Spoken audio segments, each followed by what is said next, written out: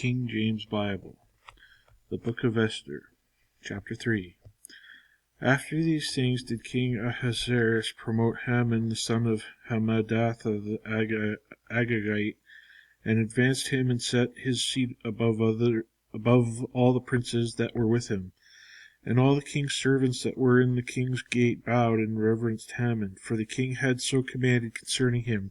But Mordecai bowed not, nor did him reverence. Then the king's servants which were in the king's gate said unto Mordecai, Why transgressest thou the king's commandment? Now it came to pass that when they spake daily unto him, and he hearkened not unto them, they told Haman to see whether Mordecai's matter would stand, for he had told them he was a Jew. And when Haman saw that Mordecai bowed not, nor did him reverence, then was Haman full of wrath, and he thought scorn to lay hands on Mordecai alone, for they had shewed him the people of Mordecai.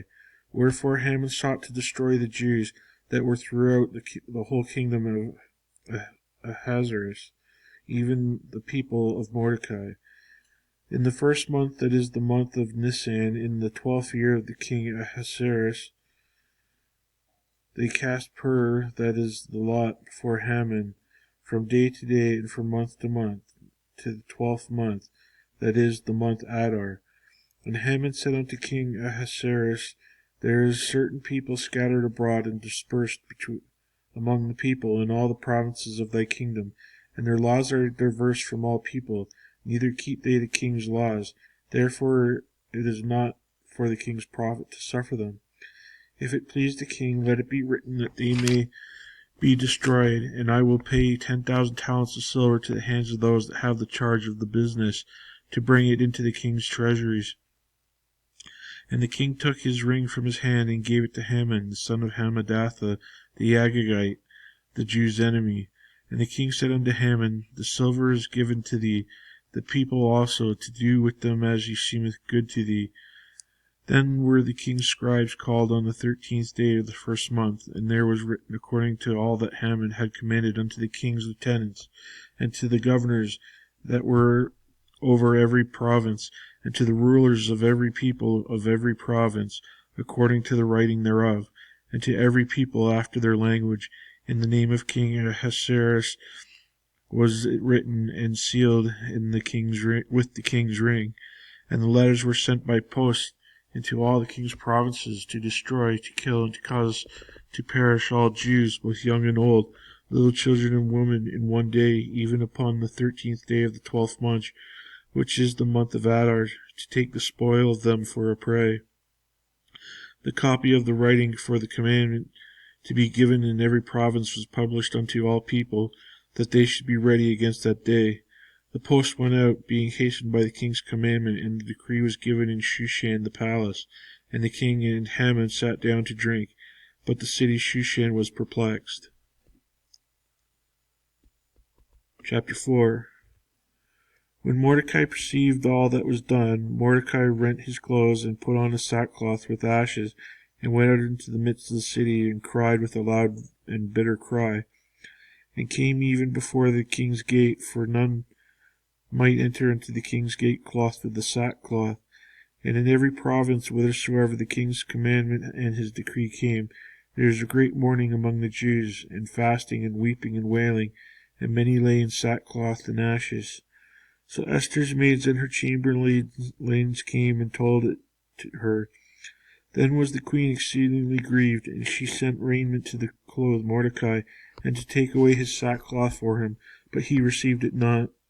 Then called Esther for Hattash, one of the king's chamberlains, whom he had appointed to attend upon her, and gave him a commandment to Mordecai to know that it was, and why it was. So Hattash went forth to Mordecai unto the street of the city, which was before the king's gate.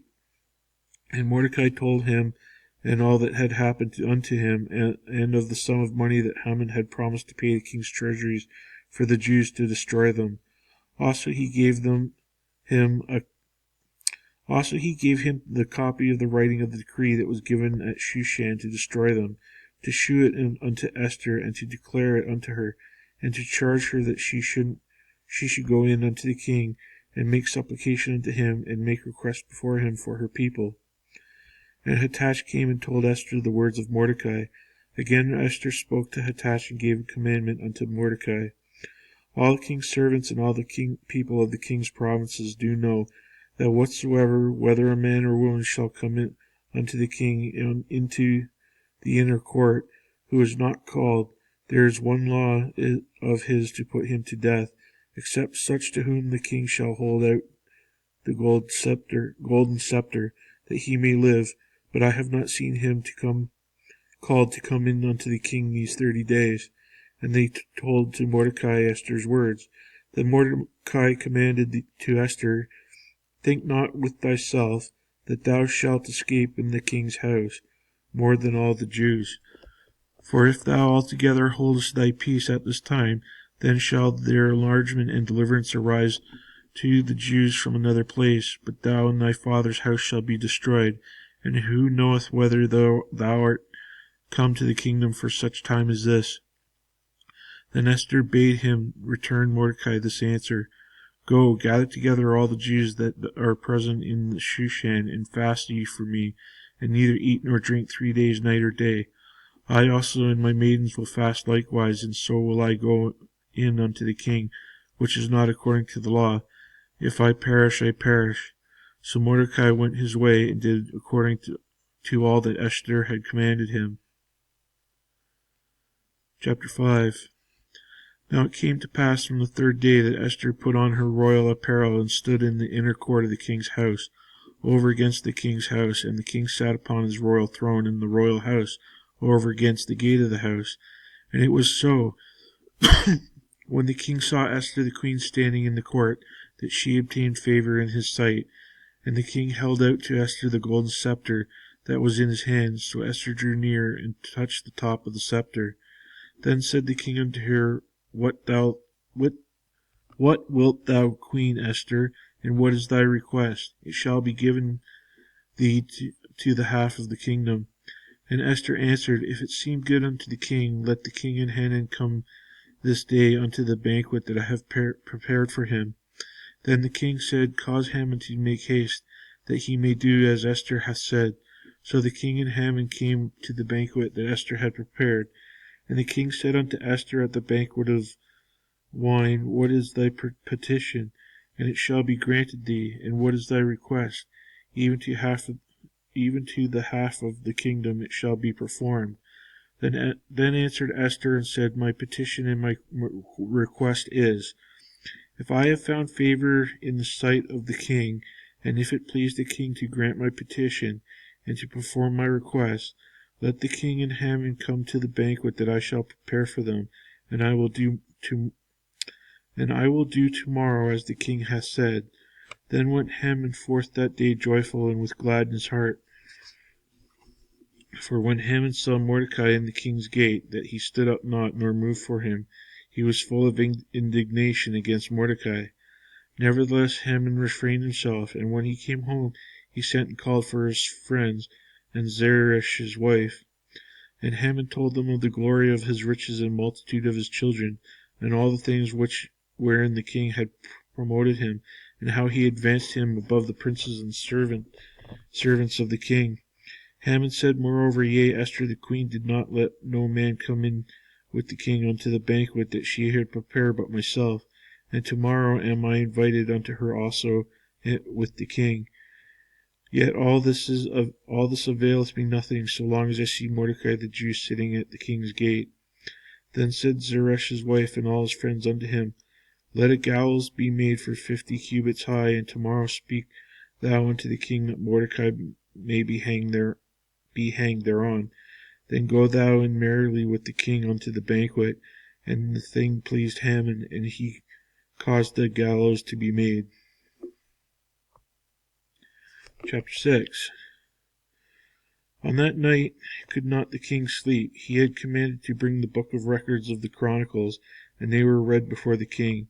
And it was found written that Mordecai had told of Bigthana and Teresh, 2 of the king's chamberlains, the keepers of the door, who sought to lay hand on the king Ahasuerus. And the king said, What honour and dignity hath been done to Mordecai for this? Then said the king's servants that ministered unto him, There is nothing done for him. And the king said, Who is in the court? Now Haman has come into the outward court of the king's house to speak unto the king to hang Mordecai on the gallows that he had prepared for him. And the king's servants said unto him, Behold, Haman standeth in the court. And the king said, Let him come in. So Haman came in, and the king said unto him, What shall be done unto the man whom the king delighteth to honour? Now Haman thought in his heart, To whom would the king delight to do honour more than to myself? And Haman answered the king, For the man whom the king delighteth to honour. Let the royal apparel be brought which the king useth to wear, and the horse that the king rideth upon, and the crown royal which is set upon his head. And let this apparel and the horse be delivered to the hand of one of the king's most noble princes, that they may array the man withal whom the king delighteth to honour, and bring him on horseback throughout the street of the city, and proclaim before him, Thus shall it be done to the man whom the king delighteth to honour. Then the king said to Haman, Make haste and take the apparel and the horse, as thou hast said, and do even so to Mordecai the Jew, that sitteth at the king's gate. Let nothing fail of all that thou hast spoken. Then took Haman the apparel and the horse, and arrayed Mordecai, and brought him on horseback through the street of the city, and proclaimed before him, Thus shall it be done unto the man whom the king delighteth to honour. And Mordecai came again to the king's gate, and Haman hastened to his house mourning, and having his head covered. And Haman told Zeresh's wife and all his friends everything that had befallen him. Then said his wise men and Zeresh his wife unto him, If Mordecai be of the seed of the Jews, before whom thou hast begun to fall, then thou shalt not prevail against him, but shalt surely fall before him. And when they were yet talking with him, came the king's chamberlains, and hastened to bring Haman unto the banquet that Esther had prepared.